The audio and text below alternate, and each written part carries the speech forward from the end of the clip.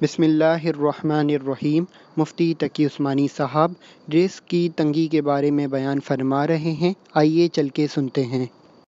اگر اللہ تبارک و تعالیٰ کبھی آزمائش کے لیے اس کے رزق میں تنگی کرتا ہے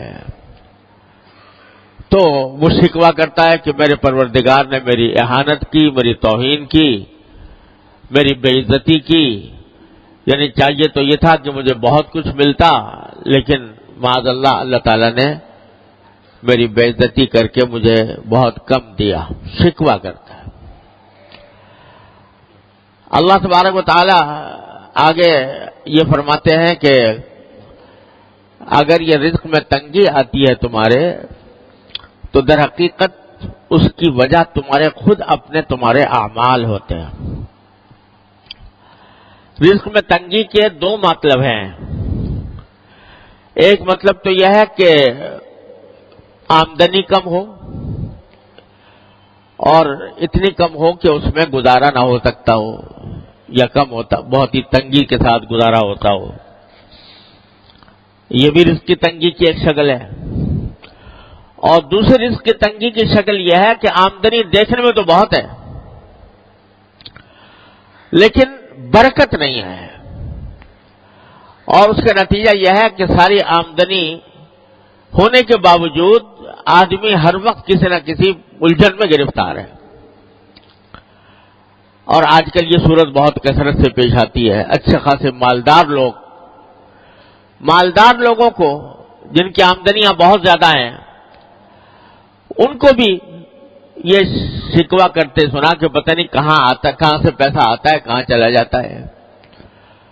اور نتیجہ یہ کہ پیسے کا اصل فائدہ تو یہ تھا کہ انسان کو راحت ملتی، انسان کو آرام ملتا، اطمینان سکون حاصل ہوتا، لیکن بجائے آرام اور اطمینان حاصل ہونے کے اس سے پریشانیوں میں اضافہ ہو رہا ہے۔ یہ ہے بے برکتی۔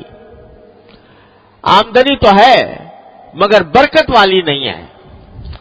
اللہ تبارک و تعالیٰ جب برکت عطا فرماتے ہیں تو تھوڑی آمدنی میں انسان کو سکون آرام مل جاتا ہے، راحت میسر آ جاتی ہے۔ اور اللہ بچائے اگر بے برکتی ہو تو لاکھوں کی اور کروڑوں کی آمدنی ہو، اس کے باوجود انسان پریشان ہی نظر آتا ہے۔ اور قرآن کریم نے ایک جگہ فرمایا کہ بعض اوقات انما یعذبہم بہا فی الحیاۃ الدنیا، اللہ تعالیٰ اس مال کو ان کے لیے عذاب کا ذریعہ بنا دیتے ہیں دنیا ہی کے اندر۔ یعنی مال تو بہت ہے لیکن مال کی حصول میں، اس کی تلاش میں، اس کے سرگرداں ہیں تو اس میں دن کا چین میسر ہے، نہ رات کا آرام میسر ہے، نہ بیوی بچوں کے ساتھ وقت گزار سکتے ہیں، نہ اپنے گھر والوں کے ساتھ اطمینان کے ساتھ بیٹھ سکتے ہیں، راحت میسر نہیں۔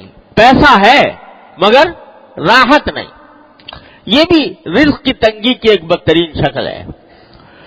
تو اللہ تبارک و تعالیٰ دونوں قسم کی تنگیوں کا، اس میں الفاظ جو ہیں دونوں قسم کی تنگیوں کے کو شامل ہیں کہ چاہے آمدنی کم ہو یا آمدنی میں برکت نہ ہو، دونوں کی وجہ در حقیقت یہ ہے کہ تم لوگوں کے حقوق ضائع کرتے ہو۔ لوگوں کے حقوق کیا ضائع کرتے ہو؟ پہلا ذکر کیا یتیم کا، لا تحاضون علی طعام بلکہ لا تکرمون الیتیم، یتیموں کی عزت نہیں کرتے۔ یہ نہیں کہا کہ یتیموں کو کھانا نہیں کھلاتے، بلکہ عزت نہیں کرتے۔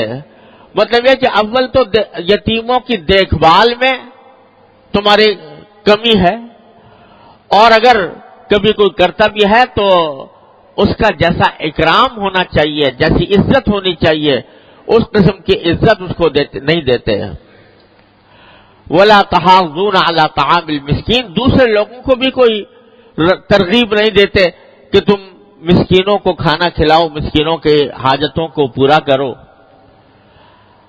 ایک تو یہ بات تھی۔ پھر فرمایا وَتَأْكُلُونَ التُّرَاثَ أَكْلًا لَمًّا، اور میراث کو تم لپیٹ کر کھا جاتے ہو۔ یعنی میراث کا اللہ تعالیٰ نے